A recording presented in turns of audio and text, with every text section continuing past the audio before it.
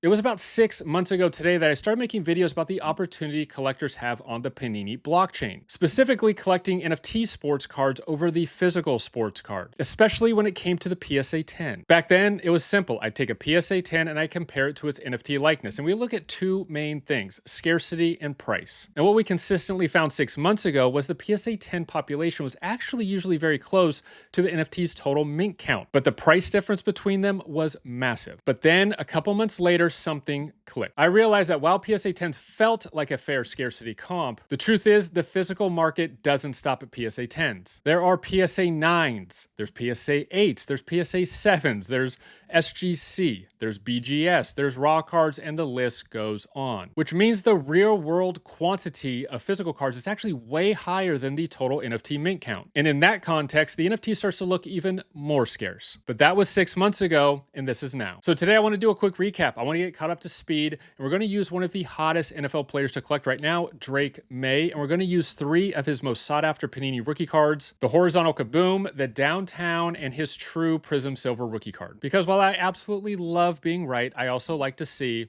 what I got wrong. Let's get into it. All right, let's jump into the horizontal Kaboom first, because this is one of the cleanest examples of how the NFT and the physical card operate differently over time. 6 months ago, the PSA 10 Kaboom horizontal had a total population of 210.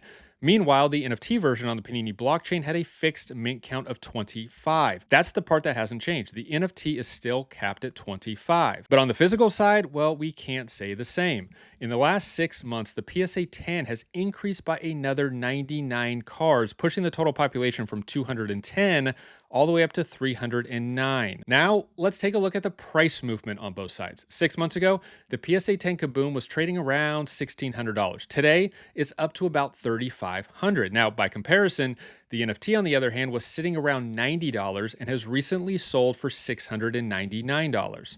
So even though I don't fully understand why the much more scarce NFT is trading at only about 20% of the PSA 10 value, what is interesting is that the NFT has appreciated about 7x in the past 6 months, while in that same time period, the PSA 10 has just about doubled. At some point, we have to start to think about this like buying stock shares in a company or brand. Because think about it, both these cards are the same officially licensed product, from the same company, Panini, from the same Prism set, and the same Prism parallel of, you guessed it, the same player in Drake Maye. The only thing that's different is the format. So let's put it this way. I'm going to offer you 2 different classes of stock in a particular brand or company you want to invest in. The first one has a float of 25, and that's all there will ever be, and the share price is $700. And the second option, well, that price per share is $3,500. And the float, well, it floats. It's gone up significantly in the past 6 months. It's sitting right around over 300, and the kicker is I don't know when it's going to stop or what the final amount is going to be. And if you're watching this and you are only a physical collector, guess what? You're choosing option B. Next, let's move on to the downtown, another popular subset, to see if this tells a different story than what the horizontal Kaboom just told us. 6 months ago, the total PSA 10 population of this card was 214. The NFT version, once again, a fixed mint count of 25. But here's what's happened since. In just the last 6 months, the PSA 10 population jumped by another 142 cards, bringing the total population to 356. Meanwhile, the NFT supply is still locked at 25.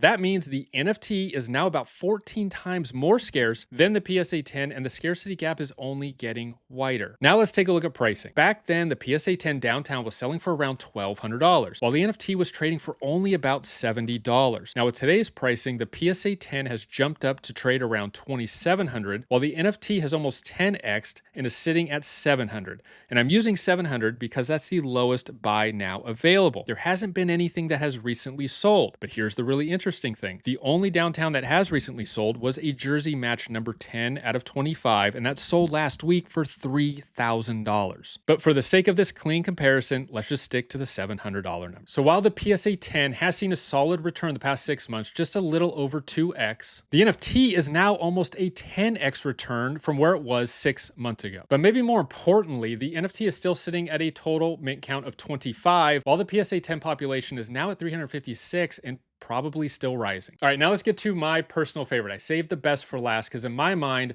the Prizm Silver is by far the most dramatic. 6 months ago, the PSA 10 Prizm Silver had a population of 278, while the NFT version had a mint count of 355. So yes, at that time, the PSA 10 was actually more scarce than the NFT, but here's where everything flips. In the last 6 months, the PSA 10 population didn't just grow, it exploded. It increased by 364 new PSA 10s. That number, 364, is actually larger than the entire total NFT mint count. That brings the total PSA 10 population to 642. But that's not all. Here's the kicker. During that same period of time, 7 NFT silvers were burned. So the NFT count didn't go up, it actually went down from 355 to 348. 6 months ago, the PSA 10 was trading for around $450, while the NFT was trading for only around $6. Today, that price on the PSA 10 has gone up to $1,200, while the price of the NFT is still only sitting at $30. To me, this is by far the most dramatic representation of the opportunity collectors have on the Panini blockchain right now. In the past 6 months, the PSA 10 population of the Prizm Silver rookie card is up more than the actual total mint count of the NFT, while at the same time, the NFT actually went down in population by 7. And while the PSA 10 return has been about 3x, the NFT return has been 5x. But more importantly, the price discrepancy between the NFT and the PSA 10 is 40 times greater. And yet here we are with an NFT sitting at just $30 with a supply that's actually shrinking. So after this recap, going through the Prizm Silver, the Kaboom,